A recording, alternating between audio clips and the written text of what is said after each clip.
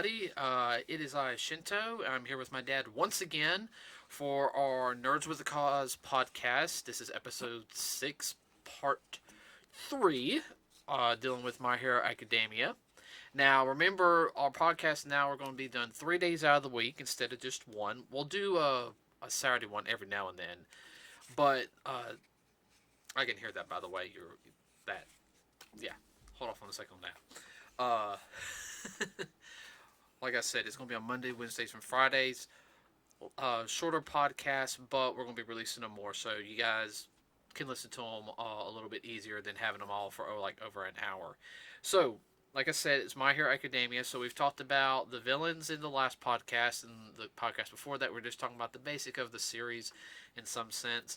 Today we're going to talk about the movie My Hero Academia 2 Heroes. Now, what this is the second movie, and it's actually the way that I heard was this was supposed to be the original style ending of how the creator originally had envisioned for My Hero Academia. And I can't remember his name on top of my head. I do not have my laptop in front of me due to the fact that, well, the battery's dying. So, with that also being said, you got anything to add real quick? You want to tell them how much the movie did, how well it did? Oh, yes. Thank you for reminding me. So, according to IGN, the My Hero Academia film has done over $10 million here stateside. Now, I think that's really good in the sense that, and I'm sorry everybody if you hear the barking and the meowing, that is my cat and dog acting up again. They love playing with each other. Everyone, if you get a husky, they will backtalk you. Now, with that being said, over $10 million, I think that really does have a precedence because last year you had Dragon Ball Z, the Broly movie. It made like over $25 million.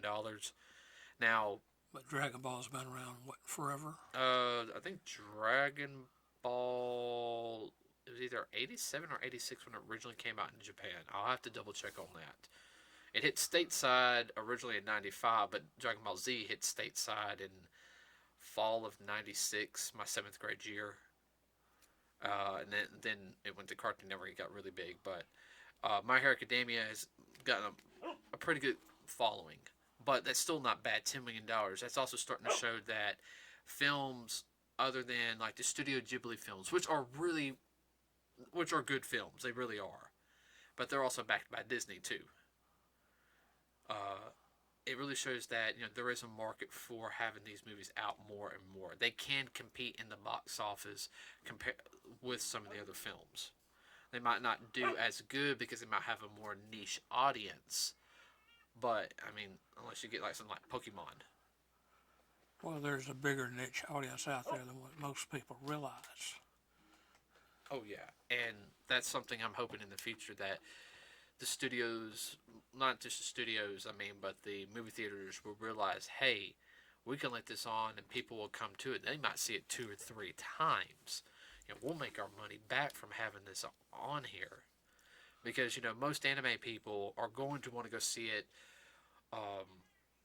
in English dub and in Japanese or in subtitles. I would have loved to go and see it a second time in subtitles and hear the difference because I like both languages. I just preferred, I was too tired from work and I really did not want to read anything. That's why we went to the dub showing. Well, the thing is, that's what you do most all day long anyhow, is read stuff over a computer screen. Yeah, so you were burnt out. Yeah, I really was burnt out. And if you guys don't know, I pretty much have a job where I have to look at small little lines and I do medical claims that can be up to $1 million. So I have to be very much pay attention to detail on that or I will lose my job. So, overall, I thought the movie was very, very good. The animation was good. Of course, music was good as always. The people who did the dub did a fantastic job. They've been, compared to the first episode to now, all of them have done like a 180. Like just, like Deku, the first episode, first 2 episodes, you could tell he's trying to figure out how to voice the character, and now he has it. Well, he has it down. Yeah. What he wants to do with it, anyhow. Right. Speak a little bit more into the mic. Yeah, you're going. Yeah, make sure you project your voice so I can hear it. so as well as the audience. Overall, I'll have to sit there and say the movie was. I don't know. I'm trying to figure out how the best way to put it. It had a very good story to it, even though it was technically non-canon, as they say. All right, you got something to say on that? Go ahead. Well, non-canon as it may be, it didn't hurt the storyline. It was still a good story. Yeah, and as you can already tell, anybody who sees the movie, even when you get it on DVD or if you're able to see it in theaters, I suggest you go see it. There's some slight spoilers in it, and we're not going to say what the spoilers are, but there's some slight spoilers in on. I'll, let's see. I'm trying to keep from saying a lot. Dang. I'd say is one of the character designs changed up, so there's a spoiler there. I'm not going to say what who the characters or design was, but it deals with one part of the story that we do know because me and Dad figured that out. Okay, something happened, so why the character looks like that. Let's see. There was another spoiler that you pointed out. I'll let you go ahead and say it. I don't want to be talking the whole time like I've been talking the whole. Yeah. You're talking about that a possible backstory. Yeah. Okay, dealing with Deku, have to go back to the first season when we find out he doesn't have a quirk. But why does he not have a quirk? The question is, did he ever have a quirk? Right. That's something that that was something we were speculating a while. Yeah, we've been speculating on that a while. We went back and forth, and it didn't come out and say that he had one before, but you kind of wonder. To me, it leads to the fact that he did have a quirk, but he lost it somehow, and then along with All Might taking him on and letting him have one for all, the pass on quirk. Right. So we're not gonna. That's like the only slight spoiler we're really gonna talk about. But so for people who've read the manga and have seen the movie, pretty much know what we're talking about. Yeah, I know exactly what we're talking about. So, I mean, those are really the only major two spoilers. Now, I don't know where this happens exactly in. We haven't finished season 4 yet because we're watching it on Toonami. We don't have access to Crunchyroll or anything. I'm not paying for a streaming service, everybody. I'm sorry. I'm cheap. On a budget. Yeah, I'm on a budget. And as much as I love anime and everything, there are certain things that this kind of are a little bit more on the priority list for me right now. But so I know this happens after season 4. I mean, it probably happens after season 5, depending on what they do on the next season. We'll have to wait till later this year for season 5 to start. But also, depending on how they release it here too, as to how in the U.S. they consider it season 4, and in Japan they might consider it. No. It's all released together. No. This is season 4. Okay. All around. Okay. All right. Now you're talking about like back in like the 90s where you used to cut content out. No, with the series now, there's very few content that's cut. Okay, they're more lenient, I should say, on some of that stuff now. It also depends on the companies that are in charge of it. That'll be a podcast for a whole other day. If you're talking, yeah. See, now I'm about to get me on another tangent. I will say the setting. I really like the setting. I mean, it was a little cliche in a sense, and yeah, I'm going to be talking like film talk, like cliche, but it fit well for the movie. It was a new location. It wasn't set in any of the previous locations before, so they're like, oh, new location for the film. Oh, that's so cliche. It actually worked, though. It fit for the story, to build up the story. And that didn't bother me at all. Well, you're going to lead up how they wound up where they did. Right. So, basically, slight spoilers if you have not seen the film, but we're not going to... Nothing major. Yeah, we're not going to spoil anything major, but as you can already kind of tell, is that if you saw the trailer or any of the trailers, you kind of know that Class 1A is pretty much not in part, mainland Japan. They're on a small island in Japan. I don't know how big it is. It's still a pretty big island. I mean, I would have to say it's probably. I would have to say that's probably as big as Jefferson County. Well, people don't know where we're at. So, that being said, let me see, it's probably the same size as one of the large islands of Hawaii. Most everybody could relate to that. Okay, all right, yeah. And everybody, if you hear a little bit of rattling or anything, I apologize about that. The office is still a little bit of a mess and everything. I'm building something, so there'll be a little bit of rattling. So they're on this island on their own. There's no other heroes around. Basically, they get to be heroes of the island for a month. I think it was a month, wasn't it? Right, it's for about a month.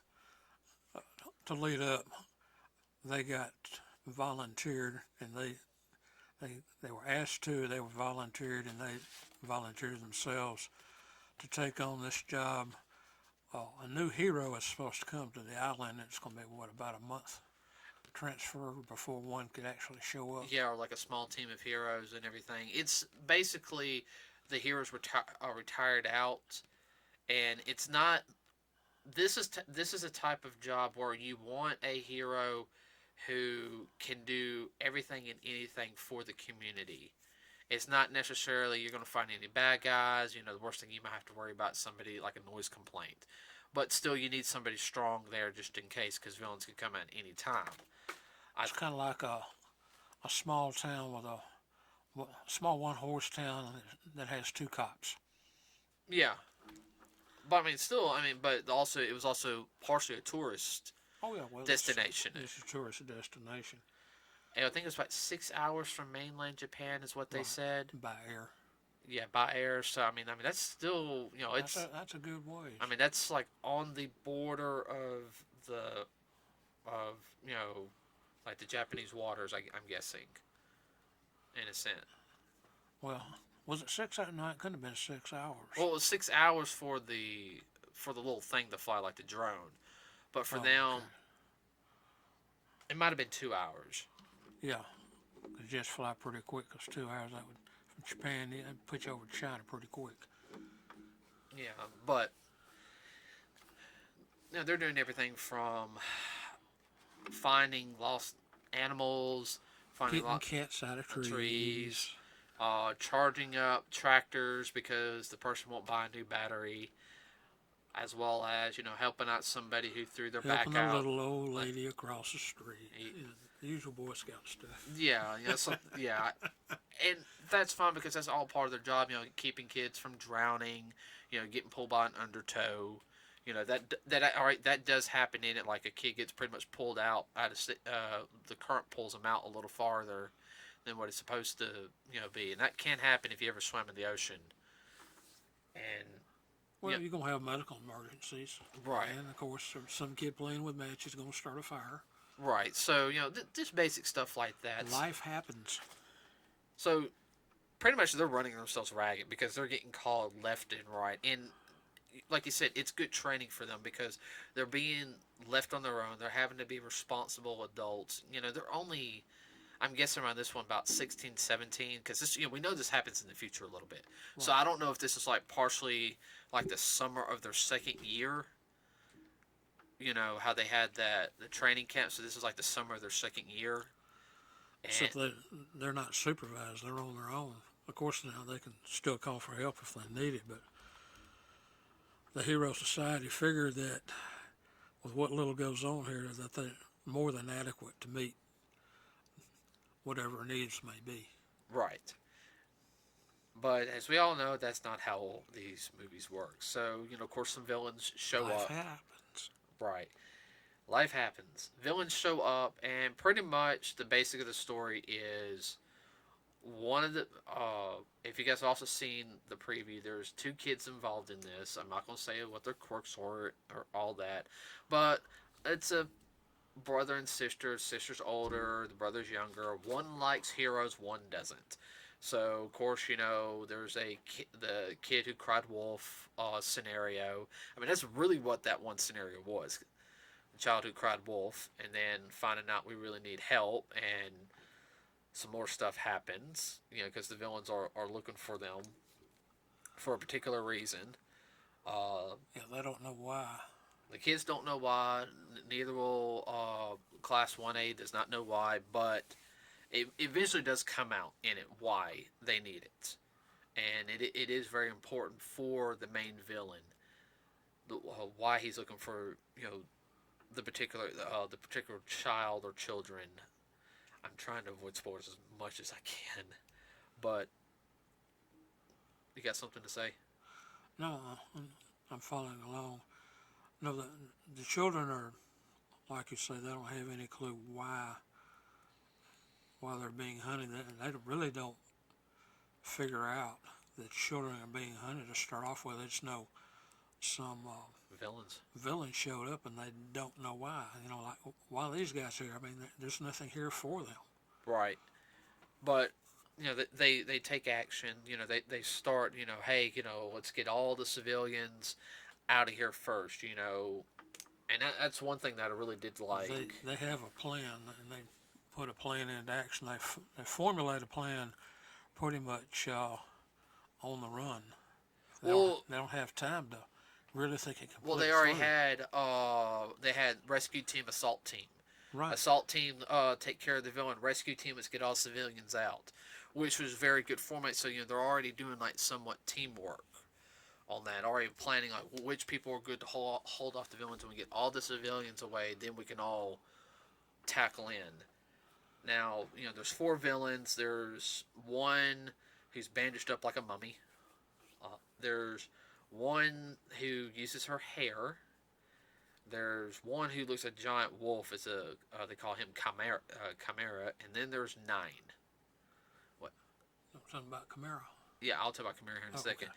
But I do know 9 is actually voiced by none other than Johnny Bosch himself. If you guys don't know who Johnny Bosch is, Johnny Bosch he's done a couple of voice acting gigs in the past, but he's definitely known for Ichigo Kurosaki in Bleach, as well as being Atom, the second Black Ranger in Mighty Morphin Power Rangers, become the Green Ranger in Zeo. Yeah. And Turbo for a little while. But he did a really, really good job as the villain. But what was I saying? Oh, yeah. So basically, I don't know much the connection. They didn't explain too much with the mummy guy or the girl with the hair. I'm guessing she might have been like one of their girlfriends or something to one of the guys. Don't know which one. I don't think it was the mummy guy. I think it was probably the 9. I don't know so much a girlfriend, just somebody worked with him before. Yeah, but we know the Chimera one. He pretty much basically was told, "You're a monster the way you look." So we're guessing he just basically became a villain. Just like, oh, you call me a monster, I'll show you a monster. I would have to say, he probably had the most screen time next to 9 out of all the villains. The girl had some good screen time. She really did. But not as impactful as the Chimera. And I know some people already messaged like online they want him to become a hero, but I was like, I couldn't see him as a hero. He just doesn't have that attitude for a hero. No, he doesn't have the attitude of the persona to be a hero. Nuh-uh. To me, he's a He's past the point of being a hero. He's a perfect villain character. He really is. And that's something I say. Cliche villain. He is a cliche villain compared to, the girl with the hair. I think you didn't know much about her or the mummy guy. 9, he just he didn't like society. He wanted to where the strong live, was over everybody, forget good and evil. Basically, and this is something that comes up, he said good and evil are just constructs. That whole malarkey saying that there is no good and evil in the world. It's all the way, the strong should be over and everything. and the way you perceive it. Which I'm sorry, I hear people talk like that, and everybody. I just want to punch somebody when they sit there and they say that good and evil is a construct. I want to punch somebody when they say that. That makes me not like Nine. It's like he's a good villain, but it's just like that's not a likable person.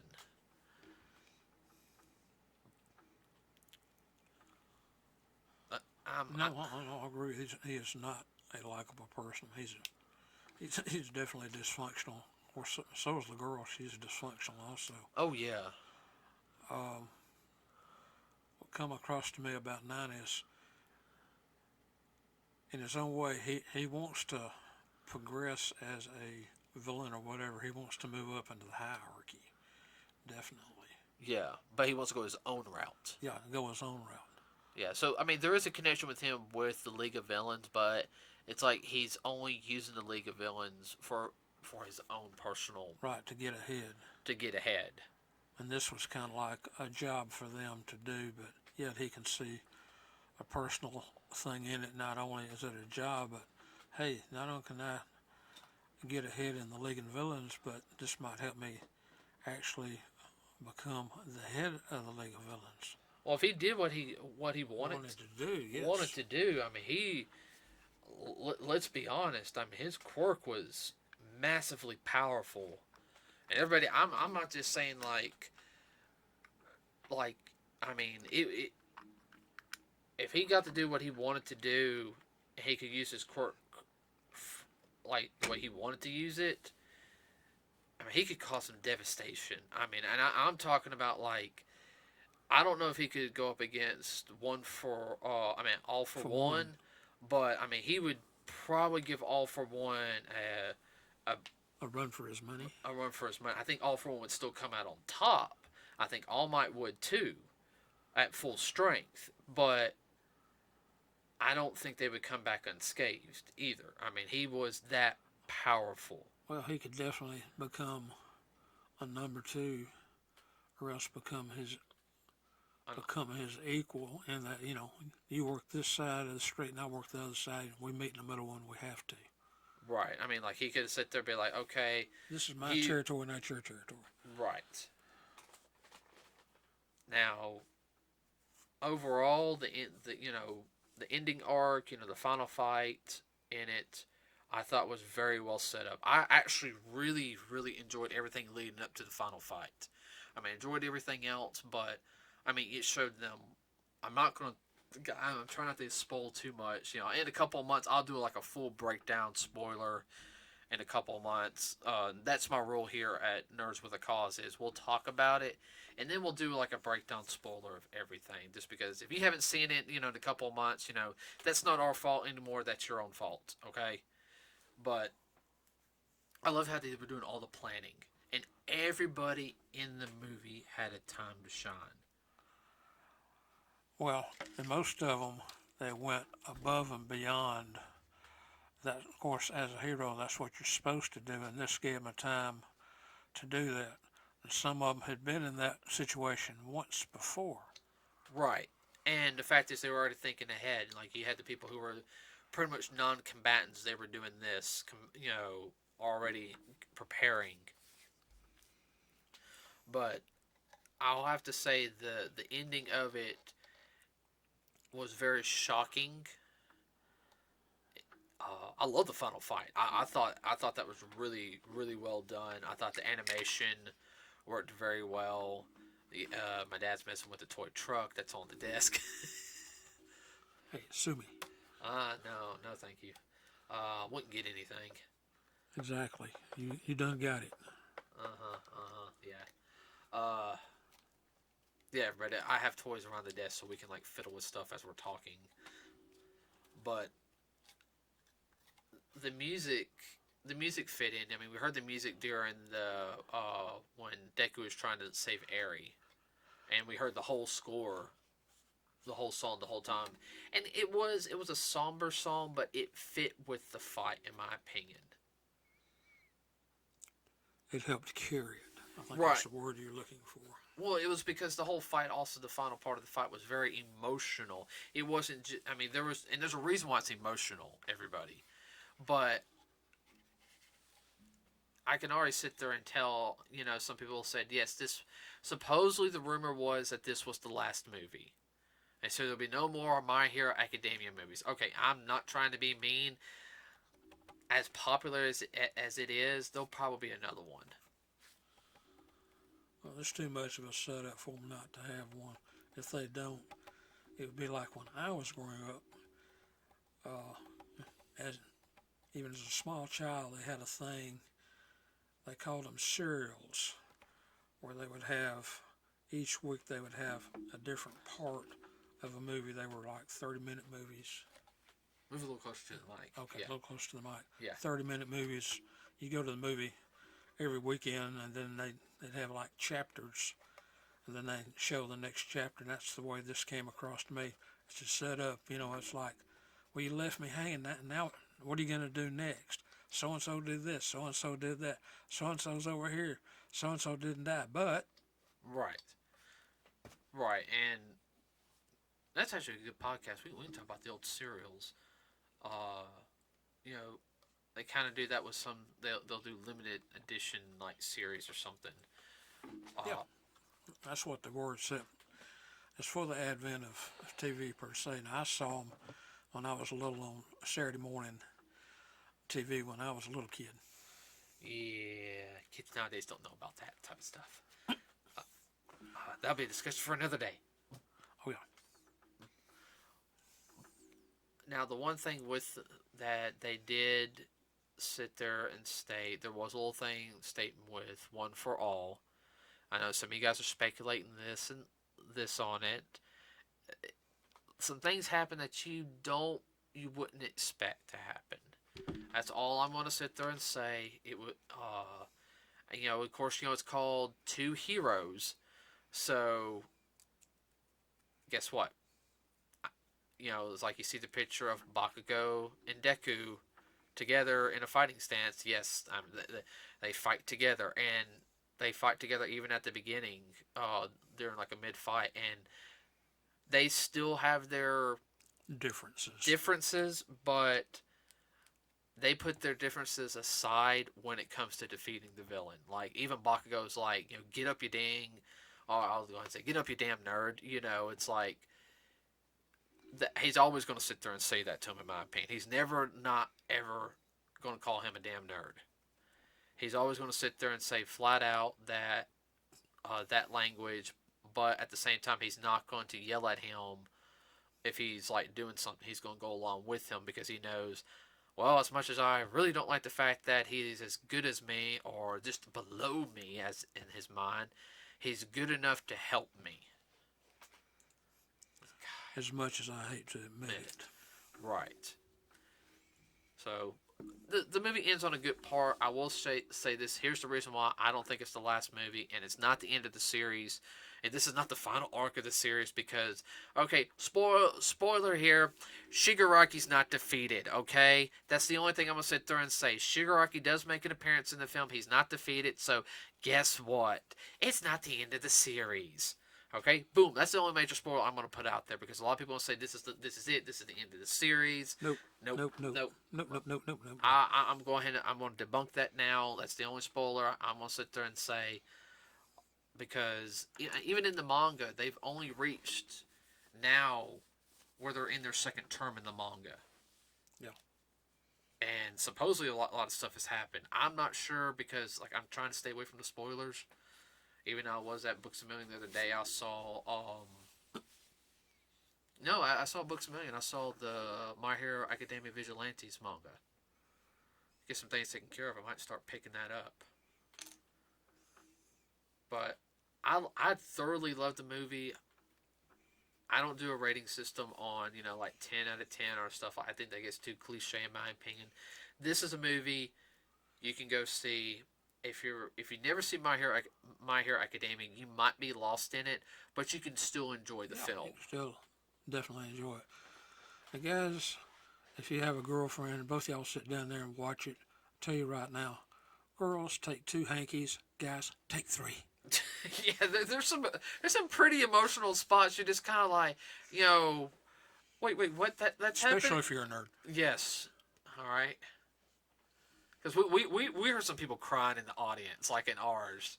And I have to admit, though, it was emotional. Like, I got emotional with it. You know, I'm not afraid to admit that. I didn't cry or anything, but I mean, it was like, okay, this is an emotional scene, you know? It's like, no, no. But yeah, there were some girls crying, like they're like no, and I'm not trying to make fun of whoever you were in the audience, uh, but I could hear you crying. I know you were down at the, and That's okay. that's fine. That's fine. As long as you don't throw popcorn and Coke at the screen. Oh, still not as bad as when at I'm gonna get some hate mail for this. All right, and I'm gonna get the evil look from you too, Mr. Stark. I don't feel good. You know, scene I'm talking about. Yes. There was so much crying and cussing in the movie theater at that scene. I'm not trying to be mean. Even some of our friends were crying. Oh God, yeah. But the movie overall, everybody, was really good. You would really enjoy it. If you get a chance, go see it in the movie theaters while you still can. And go ahead and make sure you also get it on DVD. DVD Blu-ray combo, most likely, I know it's a little bit more expensive, but sometimes you might not have a Blu-ray player. You know, somebody might be playing the PS4. That's our Blu-ray player. Spoiler for those that don't know. Yeah. So with that said, everybody, I don't know what we're going to talk about next week. We got to figure that out. I think you're going to be the guest again. This due to the fact is that Jackal is still indisposed. Yeah, and that's not his fault, everybody. Like I No. said, his mom is recovering. He's having to help her out, take her to therapy, so he's not able to come over and do it. And we're still trying to work out where we can talk via Skype. But when we're able to talk via Skype and do recordings, we're going to be able to do a lot more. I'm going to be able to have special guests on. I can be able to, I plan to have even somebody who works in the video game industry, who's a very close friend of mine. I'll have her on here to talk about the gaming industry, some games she's worked on. I know Jackal has some voice actor friends. Jackal, and Dad have a friend who's Brother John, who's in the film industry. He was in Guardians of the Galaxy 2. We'll have him on, especially when it gets close to the G.I. Joe film coming out. Yeah, he's a big G.I. Joe nerd. Yeah, he's a big G.I. Joe nerd with us. In fact, he's such a nerd, he's trying to get a pop figure now of himself in a G.I. Joe. No. Wasn't not? No, Ravager. Ravager, Yeah. We'll talk about that later when we have him on. So, with that being said, everybody, that's it for this Friday's podcast. I do apologize about the podcast being late on from Wednesday. Just had to go to dentist and some other things happened. But we are going to have all the stuff recorded, and I'll have it preset on Sunday night to pop up on Monday, Wednesday, and Friday of next week, whatever the topic's going to be. So remember, everybody, to like and subscribe to us here at Nerds with a Cause. Now, below, you can sit there, you can find our tag names and our... you can find us on Facebook also, Nerds with a Cause. But you can also find me, Shinto_Shiranu, or Shiranui, however you want to pronounce it. I'm on Instagram. I'm also on Twitter. It's just Shinto Shiranu. It says it right there in the description. As well as Jackal has his down there. If you guys are also interested, and you can also check out, which I'll have a link on here also, is my production company, Strong Path Productions, where we do martial arts skits. We've done a Luke Cage Iron Fist. We actually have tomorrow. We have a new short coming out. It will be premiering tomorrow, and it deals with anime. So it's about 2 or 3 minutes. It's a little funny skit we did. You can check us out on there. We'll have more content coming out soon. Also, shout out to IDA Gamer, in Oneonta, Alabama. If you guys are ever in Oneonta, which is in Blount County, and you want to find a really good retro game store, go to them. Very, very nice people. They've got everything from Atari all the way up to like PS4, Xbox One. They said they got retro systems for sale. You can even sit there if you're waiting on somebody to purchase something. You sit there. They have an arcade 1-up machine or a couple of those you can sit there and play. No charge. So, shout out to them. With that being said, everybody. And artwork is done by J Blue Wolf. I'll have new artwork for Dad here pretty soon. I just got to talk to Blue about it. So I did get permission to change the picture so that's why your picture on the right side of the screen looks different. So Okay. with that being said, everybody, we are out.